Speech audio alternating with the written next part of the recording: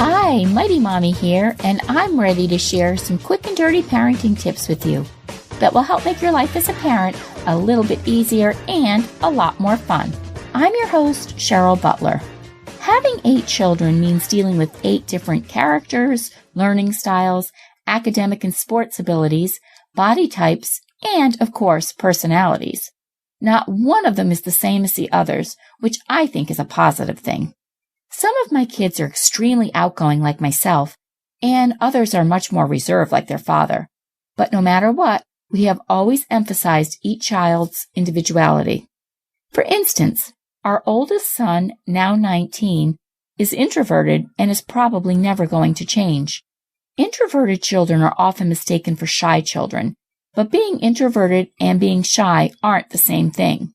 Lucky for us, we have a fabulous pediatrician who recognized this and helped us understand the difference when our son was very young. When he was only 2, we noticed that it was not easy for him to socialize with other kids or adults. He preferred to spend time alone looking at books or coloring or engaging in other individual activities rather than eagerly seeking out companionship. Because his older sister was extremely sociable, we thought that modeling her ways of interacting with others would eventually rub off on him. Wrong. As parents, we all want our kids to be well-adjusted, outgoing, and social. But although we can guide them and help them cope better in social situations, we aren't always going to change the nature of an introverted child. And that does not have to be a bad thing at all.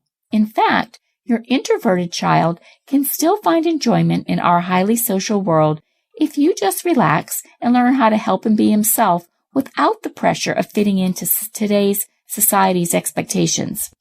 Today, Mighty Mommy has 8 tips that will help your introverted child have an amazing childhood, which will help build a solid foundation for when he leaves the nest. So tip number 1 for an introverted child. Introverts need alone time to recharge. When my son was younger and we had a very busy social day filled with trips to the zoo and to routine appointments, he would fall apart as the day went on if he couldn't have some alone time to regroup and refocus. Introverted kids need time to process the activities, interactions, conversations, information, and their emotions from the day. So we built in routine alone time for him every day, even on the weekends. In fact, at school, they even incorporated 15 minutes a day for him so that he could work alone and just gather his thoughts. Having this time of solitude every day is what helped my son better handle and even enjoy the time he spent doing group activities. And tip number 2, help your introverted child express feelings. Introverted kids often internalize their feelings and keep them bottled up because it's too uncomfortable for them to let it all out, especially if it's something that they might be embarrassed about. Understand that your introverted child's feelings may not be obvious. To help with communication, give your child a vehicle for self-expression, such as drawing a picture, writing about it in a journal, or acting out the situation with stuffed animals or dolls. Even an outlet like pounding blocks with a toy hammer or vigorously tossing a pillow against the wall for a few minutes can release tension or be a venue for opening up about something that's bothering them. Tip number 3, mobile technology can help introverted teens communicate. As your child gets older and hits the tween and teen years, texting and the internet offer a great opportunity for the introvert to connect because they can do it in measured doses and from behind a screen where it feels safer.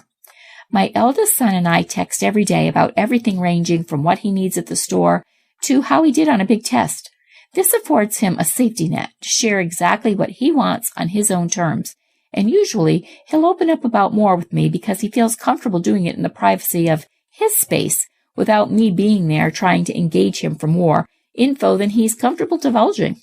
Some days he gives more than others, but when anything is really bothering him or that he's really excited about, he's able to give more details via text because he's not pressured.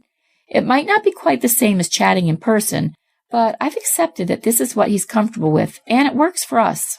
When you're blogging or tweeting, you don't have to wade through small talk before you get to the main point. You have time to think before you speak or type. You can connect one mind to another, free from the distractions of social cues and pleasantries.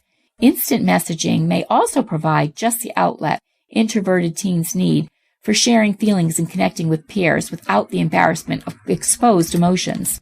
Closely monitoring the friends and contacts your kids engage with online can minimize the threat of impropriety. As with any web-based service, it's a matter of balancing the benefits with the risks. Tip number 4, get rid of labels. It's important that we as parents stop using negative labels for introversion. Your introverted child will sense and appreciate your acceptance of her temperament when you let go of making excuses for why she's not outgoing. If you can begin to see her as intriguing and intelligent rather than inadequate, you will go a long way in improving your relationship with her, as well as helping to build her self-esteem. She'll start to experience her social nervousness as a fixed trait rather than as an emotion she can learn to control. It's not a secret that the word shy is negatively stigmatized in our society, so I don't make excuses for why my son is not able to walk into a room full of my friends and mingle like some of my other kids do so easily. Instead, I let him approach the group at his own pace and comfort level. Then I matter-of-factly make it understood that he's not being rude by not mixing in, but he's just not comfortable with people he doesn't know well, especially in group settings. I don't draw attention to the situation with dramatic statements like, "Oh, my poor son. We don't know how he'll ever survive the real world if he can't even talk to our close friends without freezing up." That is completely counterproductive. I want my son's temperament just the way it is. When our kids know we're comfortable with who they are, they feel accepted, and it helps them be okay with themselves. Tip number 5, provide a nurturing environment. It's a relief for introverts to find other introverts with whom they share interests. They quickly understand each other's needs and don't pressure each other to socialize or party. Often, kids will naturally seek out others with similar personality traits. But if your child has trouble doing this, ask a trusted teacher at school if they might know of other students who might be a good personality fit for your child. There's strength in numbers. Tip number 6, gradually expose your child to new social settings. Don't let your introverted child opt out of new experiences entirely, but do respect his limits, even when they seem extreme. The idea is to inch together toward the thing he's wary of. If it's a birthday party, for example, approach at his own pace. Let him know that his feelings are normal and natural, but also that there's nothing to be nervous about. When your child takes social risks, acknowledge the effort. Say, "I saw you ask those new kids on the playground to play yesterday. I know that can be difficult, and I am so proud of you." Point it out to him when he ends up enjoying himself, doing things that he wouldn't like to do or that he was initially scared of. Eventually, he'll learn to self-regulate his feelings of wariness and take more risks. Tip number 7, get to social events and birthday parties early. Arriving to social gatherings early when few people are already there is a great strategy. This way, your child can feel as if others are joining in his space rather than having to break him into a pre-existing group. Similarly, if he's nervous before school starts, bring him to see his classroom, meet his teacher, and figure out where the bathroom is early on so there's a comfort level established. And tip number 8, accept your child for who he is. Perhaps the most important step parents can take is to teach their introverted children to understand and celebrate their personality. Try introducing the concept of different temperaments to your child by commenting about how other family members behave. For example, mention that Grandma used to get very worn down when she was around too many people for a long stretch of time, and that sometimes these things run in the family. Like I would say, Nana never could last too long at family parties because she'd get tired with all the social banter that went on. You know what? My brother was also like that in group settings. This offers a chance for your child to realize that he's not alone. It also opens the door for him to be accepting of himself because other family members have similar personality traits. Today, my son has a few very close friends that he hangs out with on a regular basis, and he's really happy. He will probably never be the life of the party or gravitate to large social gatherings, but he's still a successful student, worker, and individual. And best of all, he's comfortable in his own skin.